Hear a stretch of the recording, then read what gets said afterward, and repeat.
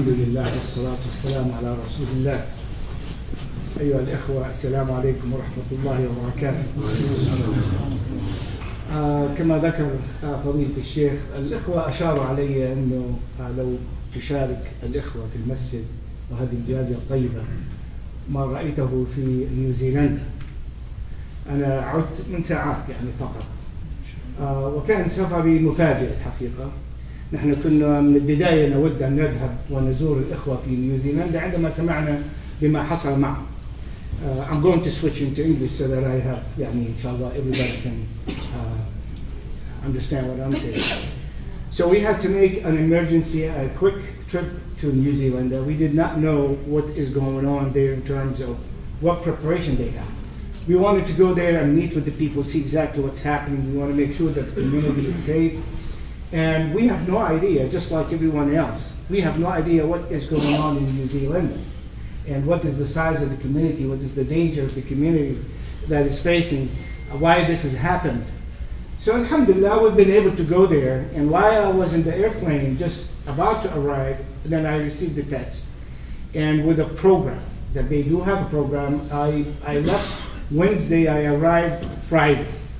They are ahead of us one day. So by the time I arrived, it was only like short, about 1 hour. The time that I had to go to check in at the hotel, then immediately go to the place where they are having the prayer. And I was walking there, I was overwhelmed. All I have seen was a lot of New Zealanders in a park. The mosque is located right next to the park. It's a huge park, it's a beautiful park. And then the Masjid has a dome and a beautiful Masjid, although we could not get any closer to it. It was completely sieged. But I have seen a lot of New Zealanders that I've never seen before. And I have one of the pictures, even I saw one lady, she is handicapped on a wheelchair. Wallahi, she was racing because we want to catch the Friday prayer, and they were assembling, and the Prime Minister was there, and everybody was like, and this lady in the park where there are rough roads, she was really, and I looked closer, and she is New Zealander, she's not a Muslim lady, and she's in a wheelchair, electric, and she was like, I was afraid she was going to flip, but anyway, that was the first thing that I've seen. And as I was going to where the prayer is going to be, because they did not hold the prayer in the masjid, it was in the park. And it was thousands and thousands and thousands of people. Then alhamdulillah, the imam was very good. He delivered a very beautiful, very strong message in his khutbah. And then we had the prayer, and I've had the chance to see one of the survivors. I don't know if you see one of the photos. I was with somebody else. If you Hussam show the photos, this person was featured on one of the news. He was on a stretcher, and with his finger doing like this, he thought he was going to die. But Allah subhanahu wa ta'ala has saved him. His picture was all over. This is one of the first pictures that came out from the incident. And then they told me this is the brother that his story is so and so. So we stood with him, and we had a photo with him. But behind us, it was a huge crowd. The picture does not really depict the truth. And the reason I'm saying that, because I was overwhelmed. I really was overwhelmed with the kindness of the New Zealanders. And as you know, the killer, the terrorist, was not from New Zealand. He was coming from Australia. So the New Zealanders, very nice people, right from the airport, and you can tell from the airport by the customs, from the immigration, as you walk in, the kind of people, they're very nice people, very smiley people. And then even the regular people, as you walk in the streets, as you, I never thought I would go to New Zealand at any time in my life, And I have completely different pictures, but it really tells us what kind of people they were. They're very, very nice people. And as I was walking, many of the police, the female police officers, they were wearing hijabs. And I was really surprised. But they wanted to show respect, and they wanted to show solidarity. And as you know, their prime minister, which is a female also, she took one of the best positions we have ever seen from even Arab and Muslims. We did not see their position. She was very strong in her position against this terrorist, and she sent a message to the entire nation there. What was really beautiful, she instructed that the Adhan prayer for Jum'ah to broadcast throughout New Zealand on every radio station, on every television station. As a response and as in solidarity, that was also heart-touching to see how much she was really dedicated to show the Muslims that they are safe, that she cares about them, she respects them, and in response to this terrorist who wanted to humanize Muslims, she gave him really good response. And that if you want to shut down Islam, I'm going to make their voice all over New Zealand. So that was very, very strong. And then we had to take the peak photos. If you see the mosque there, we could not go there. It was still because it's a crime scene. And but the flowers, the people, what they brought, as you see, but in places where they have somebody dead or something, it was overwhelming. Flowers all over, everywhere we go. Every tree they see, they just put flowers there because they could not get to the mosque, because the mosque is very close to it. Again, the writings, the message they left about love, about support, about welcoming, about they call them brothers and sisters. It was really something different than what we used to see. It was not a normal or a usual thing. And then, unfortunately, in the afternoon, before that, when we finished, I was walking and then waiting for a car, and then there were two sisters standing also by the corner waiting for their car. And then New Zealander women and their husbands, most likely, they were wearing hijab, and they saw the sisters, they start coming and hugging them. On the street, just like, walking in the street, they see a Muslim, they just go ahead and they hug her. So it was another thing that I have never seen before, to see how much support that they showed to the Muslim community there. Signs, flyers, they posted on walls. You are our brothers and sisters. No one is going to break our bonds. Things of that nature. It was really heartbreaking. The afternoon was really the sad moment where we had to go for the funeral. And as you know, there were 51 people who were killed. And when we went to the cemetery there, it was another scene that was very, very touchy, very, very sad. You see the family of the victims, and they had to put them on a special place, and they brought the coffin where they saw them for the first time.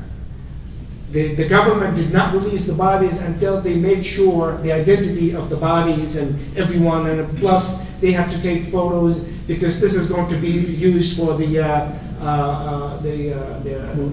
trial of this terrorist. So after that, they give time for the family to be with their loved ones, the victims there, and the really sad scene after we prayed the janazah, that they had to take them like every 3 or 4 bodies, and every family would take their person that they lost to that graveyard. There are about 50 graves that are dug. And I had one of the pictures, we could not get closer because it was dangerous. I mean, you can fall in one of those. And they could not take all 50 together and bury the people because 50 holes. I mean, it was really very dangerous. So they had to take like 3 or 4 or 5 people maximum. They take them and then they bury them, then they take the other 5 and so on. And you kept seeing people coming with their tears and crying and giving farewell to their dead ones. It was really a very touchy scene, but alhamdulillah, there were so many Muslims coming from all over the world. The next day, we wanted to visit those who are injured. And so we went to the hospital. And luckily, I had with me Sheikh Dr. Ali Quradali. He is the Al-Amin Am Ittihad Ulama al-Muslimin, the High Council of Muslim Scholars, and the Council of Islamic Organizations in Europe, and also another council from Australia. And then we visited the hospital. And when they knew that there were a high delegation coming to the hospital, one of the ambassadors of New Zealand to the Arab country, it happened to be to Qatar, he came to the hospital. And at the beginning, they did not allow us to visit because there were too many people coming, and the patients, they need relaxing, and this is a hospital. But anyway, when they knew that there's a high delegation coming, then the head of the hospital came out, and this ambassador came, and then they allowed us to visit. And we had a lot of flowers with us.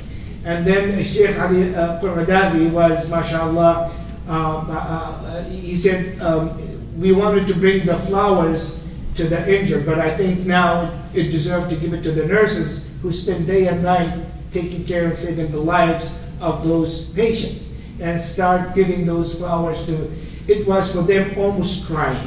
Those nurses, they were always crying to see how much Muslims appreciated what they did for our Muslim brothers and sisters in these hospitals. The ambassador was very appreciative, the head of the hospitals. And they told us this is the only hospital in the entire New Zealand that can take 50, actually it was almost 100, because they got, even the dead ones, they had to bring them to the hospital before they take them out to the morgue later on. To take so many cases in one time. It was lucky that the hospital was not too far, so they were able to quickly bring the people to the hospital and be able to treat some of them, although some were a critical situation. Again, another sad story. One of the dead persons who were killed, his mom came from Jordan with his wife and his kids. This gentleman was a Jordanian who came to New Zealand 6 months ago to start life there, and then he wants to bring his family. Unfortunately, he was one of the victims, and he died. So they brought his family, his mom, his wife, and 2 of his children. So they came in, and his mom was, of course, very, very affected by the loss of her son. She slept that night, but she did not wake up. And she died there as well. And subhanAllah, that was how much there were sad story in the city. Although the city is beautiful, the masjid is so beautiful. Then I went to the other masjid. One masjid got the most of the victims, which is the big one, they call Masjid al-Nur. Then the Linwood Masjid, another masjid distant away from this one here, less people, but this is a smaller one. And then I met with the Imam, who happened to be from Nigerian background. And he said, I showed one of the pictures that it's like a very little small one, very, very humble small one. Just one room, basically. And then there was a window, and then this Pharisee came in, and he saw the father and the mother. For him, he saw a man and a woman. He shot the man, he shot the woman. And then their son, he was coming to see what's going on, and then he shot him again. So all family had been killed at the same spot. And the killer did not know where to come to the main masjid, whether from the right or to the left, because it is kind of, when you see it, it's very difficult to tell. And that what made it less victims in this mosque than the other victim. Because this one, if he would have had the chance to get inside, he would have killed them all. He would have killed them all. But luckily, one guy there was able to really take the weapons from him. He tried, I believe, to escape, and then they caught him somewhere else. So this is quickly, I wanted to share with you because it was totally different feeling when you go there. The community is very small, about 3,000, I think barely 4,000 people. Barely 4,000 people. The city is beautiful. Also, the city is small, relatively speaking. Well, all New Zealand is not very huge. They are at the end of the world, so it is far away. But we have seen many minorities there, and they had no problem with the Muslim community. You see a lot of Muslims employed in many different places. In the airport, I've seen Muslims working there. In stores, I have seen Muslims working there. So that's why the Prime Minister was very upset with what happened, because it's like New Zealand is the most peaceful place in the world. And what happened really kind of broke everything, which is shows and tells the story to the world that we are the peaceful people, and we are always the victims of the true violence and terrorism that is conducted against our people everywhere, not only just in New Zealand. These are just a few things that I wanted to share with you. But alhamdulillah, there were a lot of Muslims coming from different countries, and even from the United States. And the Muslims there, they feel very, very supported to see Muslims coming and visiting with them. May Allah subhanahu wa ta'ala keep our community safe. May Allah subhanahu wa ta'ala give this bond of brotherhood and sisterhood always the guide for all of us. Jazakumullah khair. Assalamu alaikum.